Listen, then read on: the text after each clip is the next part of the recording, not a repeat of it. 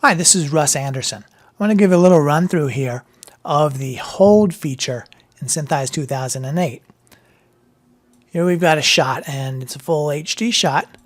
And the idea is that the camera in this particular shot translates upwards, and then at a certain point it just spins in place off to the side. And this kind of a shot provides problems for match moving because during the second section of the shot, it's not possible to estimate any ranges to any distances to any of the individual trackers in that portion of the shot. So the idea here is to tell SynthEyes that, and there's a little animated control that lets us do that. So I'm going to just scrub through here and identify the start of that section and turn on this hold flag. And there's a little indicator, magenta indicator at the top of the timing bar there. And you see as I scrub through the shot, when I get to that hold section, it stays on. And, if the camera started holding in place and then resumed translating again, I could turn that hold bit back on, back off. Or alternatively, the hold section might be at the beginning of the shot, whatever. You can have multiple hold sections, all kinds of stuff.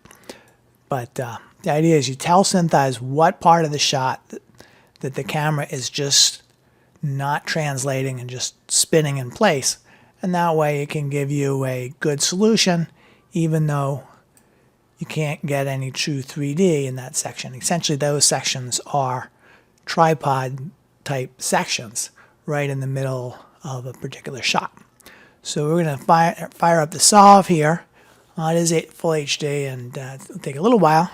Unfortunately, this is on our Core 2 Duo machine, rather than on the Mac Pro or 8-core sort of machine, which obviously goes a bit faster.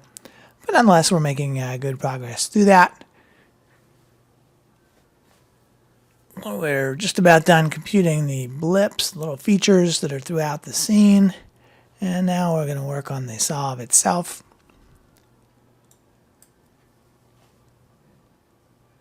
And it's in this phase here that it's taking advantage of that hold information that we've set up. There we go. Just to point out also, the hold indicator is also present on the solver panel as well. So here's our solution. And you notice that there's actually two different sorts of things going on. Here's our camera down at the bottom, and here's a section of trackers. And those all look pretty normal. And in fact, those are the trackers that are in the first part of the shot where we can get an accurate distance to them. Then there's this shell out here. And these are all the trackers in the second part of the shot that are really far type trackers that are just directions without any distance. And SynthEyes displays those just on the surface of a sphere there. They're all the world size away from the camera. That's the world size value that's here. So you wind up with a solution that's a bit more complicated to look at just because you have these two different sets of trackers. And I can just show you that a little bit more on the graph editor. I'll just switch that to the squish mode here. And these are the trackers that are up at the beginning that start the track. As we go further down through the track, we get to a point where we wind up starting to have far mode trackers. And some of these trackers in here, the trackers have actually been split into two different pieces right across the boundary that's the beginning of the hold mode. And then sort of in the second half of the shot, the trackers are all far type trackers. And we don't have any exact distance to them because that's not possible to compute. But we do have the direction, so we can take advantage of them, and we have a complete solve for the entire part of the shot.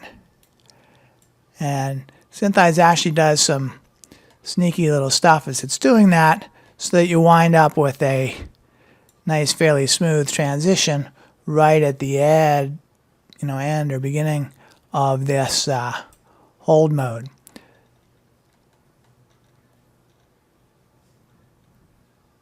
I've zoomed in pretty far there. But you know that's part of the game that it plays, and there's to make that happen. And there's actually a special little panel that handles these trackers around the hold mode, the beginning and end of the hold modes, and it all runs automatically, normally by default. But there are some games that you can play. Advise if you're interested in that, just take a look at the manual. So that's kind of what the hold mode is about. Handling these complicated sorts of shots and still getting something useful out of them. Thanks a lot.